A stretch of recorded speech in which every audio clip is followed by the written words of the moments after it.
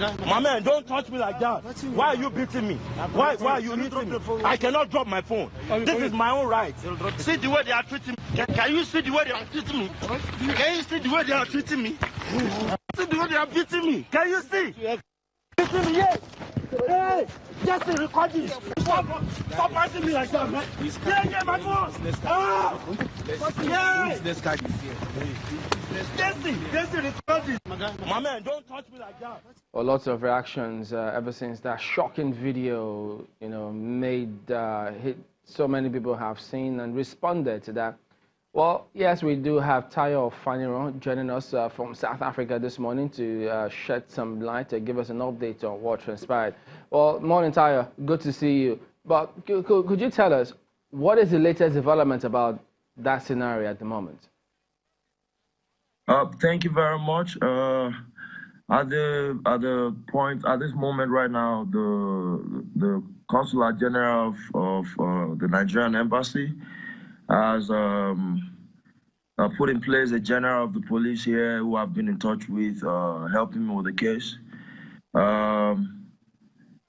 But I do have my, I know that one thing that I represent is change that I want, and that is what many, like all the youths of Nigeria want, both the youths in Nigeria and the Nigerian youths living outside of Nigeria. What we want is change, So I'm not power drunk or maybe just interested in the battle of vengeance, What I want is just to know that I'm not beaten in vain, and for the youths of Nigeria to actually enjoy the benefit of the change that comes through the suffering that I had to go through. Yeah. All right, for the break that we got. So could you tell us, I mean, it's very scary and shocking. Many just wondering, look, is this because we've seen several cases. We were just discussing that of Mrs. Ndubisi, then the Nigerian student who was chased and shot. This, to some people, they think that this is a pattern. Were you just seen on the road and attacked? What happened before you started recording? Okay, so on that day, I was going to film. I've started my own movement on Say No to Xenophobia under the umbrella of my own brand, Ududua Classics. So I had an open discussion to film with one of the well-educated and intelligent Nigerian African that I've interviewed before, and people asked that they want to hear more from him. So I was on my way to him, and I had two of my camera crew guys with me, JC and Maxwell. We had cameras in the car, and then they just, it has become common in South Africa that once you are seen to be a Nigerian, or maybe your car looks a certain way, maybe a bit flashy, certain brand of car that they consider to be luxurious, they just pull you over. And the moment you're a Nigerian, the way you are spoken to, is rude. You are treated like, with no respect at all. They verbally express that xenophobic attitude and intentions, So the man became rude from the beginning, and then he said we should come out. I came out. He wanted to search the car.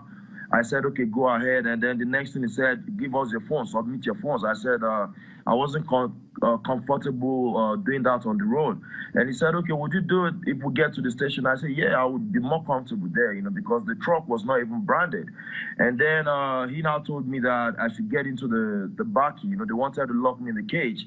I told him, I said, excuse me, you're doing your job. I'm going to do my own work. What right do you have to just stop me? I haven't found anything on me to want to lock me, in the back of the backy like a criminal. You haven't found anything on me.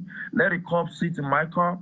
I'll drive in front, and then you drive right behind me. We're not far from the police station at all. And that was when he said he was going to become forceful, to get me into the back of the backy. And the only thing that came to my mind, because this has happened a lot of times. I've never been beaten before, but I've been harassed a lot of times. And it happens to a lot of Nigerians in South Africa. And so on this day, I was just like, I was fed up. And the only thing that came to my mind to protect myself was taking this in to the world, because if I had experienced that alone, Even if I can write letters for a year or whatever, or to organizations, it wouldn't have been as like now because of the video, because many people saw this throughout the world. So now like help is coming to locate me, and I hope that this help will actually be very, very substantial enough to help us with the change that we want. Do you think that the South African government is doing anything proactive or pragmatic to end this this surge against Nigerians, or is this something that is completely African? Okay, so as a Pan-Africanist and someone who has lived in South Africa, the land of excuse me, the land of South Africa has blessed me, so I'm not just here because maybe home is not good for me, but because this is a place that I've fallen in love with over the time and has become my second home, So, I mean, it's ugly how they treat us here, and the government may say that they are not in support of this, but you cannot prove that you are not in support of something if you are not fighting it. How can you say you are not supporting xenophobia, but at the same time you are not doing anything about it? There is no awareness. The first song ever that I recorded or released as an artist in my life in 2015 was about xenophobia. Say no. I reached out to some organizations. They turned me down then. They told me that the government said that people should not talk about it, that it's giving the country a bad image. But then, if you don't do anything about it to stop, so are you telling us you care more about the image of your country while our people are dying and suffering and being bullied and being oppressed every day? You know what I mean? So you can never see one billboard in South Africa that shows "Say No to Xenophobia," or maybe on a newspaper or whatever. There is no treatment for the foreigners in South Africa, or like maybe an organization that stands for us, a firm one. There is nothing like that. It's like they don't care what we deserve. Tayo, there are lots of people who actually think that this has been going on for a while and it has to stop. So they think that you need to press charges on this matter, not just for yourself, but to make a statement so that they know that, look, people can't just be allowed to take laws into their hands. Are you going to do that? Well, I'm already doing that, I'm already doing that. But I just like to make something clear. I don't want vengeance through maybe the cops that bullied me or beat me up. I don't want vengeance by them maybe going to jail or maybe losing their jobs or whatever I can't provide for their families. The satisfaction that I will get is to see that I did not suffer for anything, and it has to come with change. Many minds are enslaved on the continent of Africa still. Many South Africans too. There are beautiful people here, but many people are not well informed enough. So I see those cops, that did that stuff, that they should be ashamed of themselves. I think they just don't know. They don't know enough or nothing at all. Because it's not even good for them. Well, so I will press charges, but I have what I want. I know what my dad would have advised me about or to do if he was alive, and that is what I'm keeping in my chest right now. I just want the total cooperation of the Nigerian embassy on this, but definitely this is not something that I will just fold my arms and let go scot-free. But we should also understand that at the end of the day, I'm a person. I have my own life. I have my own family. So I have to do things my way and a way that does not expose me to more danger or that would jeopardize my career. What has happened? You said all is forgiven. In fact, the video you put out, you said, you know what, two wrongs cannot make a right. And yes. In fact, you have chosen to stay back in South Africa and continue with your business. So the question is why? And then interestingly, what's the ideal South Africa of your dream?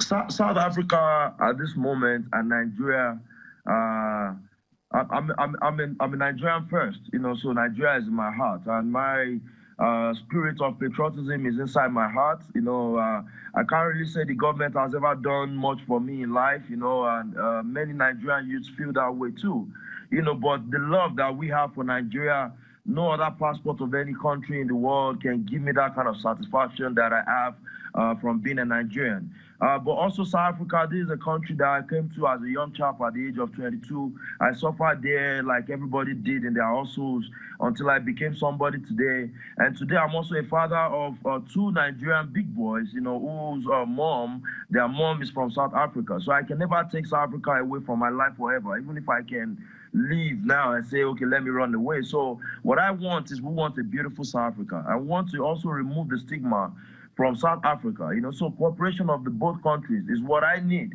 So that's why I'm saying I don't want to do it just in a way of like being too harsh about it, saying, okay, because I'm a Nigerian and I'm fighting for the rights of Nigerians only, and then I must put South Africa in a bad debt, you know. So that is not my intention. I want South Africa to be ashamed of what is going on. It's very ugly.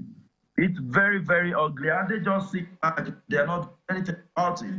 We also have a government that most of our youth are losing hopes in. You know, like most of our youth in Nigeria don't believe in the system. They feel that they don't care about us. I mean, just look at me. I'm a father. I'm a breadwinner to many. You know, many people look up to me. I'm a future leader. Imagine, and so someone should not be more superior to me because they come from another country and that country.